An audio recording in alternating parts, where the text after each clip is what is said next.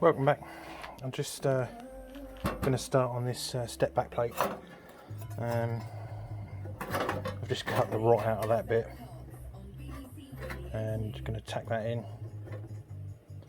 I mean, it's pretty pitted, so I don't know whether to cut that out or just fiberglass it. I'm not sure yet, but it's right where the step goes here. So I'm not 100% on that at the moment, but as I say, I'm going to tack this in a minute.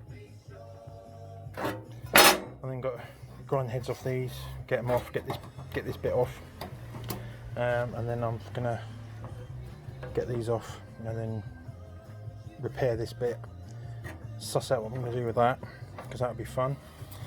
And yeah,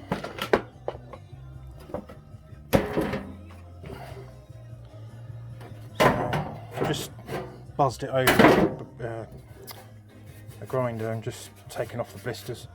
It's not too bad underneath that. A bit of a hole there, but that's obviously the other side. So yeah, I'll just get this off, totally go over it, get it completely cleaned off, and I'll see where I'm going from there. But yeah, so that's the next bit. I'm just gonna start on this. So there we go, quick update. Cheers.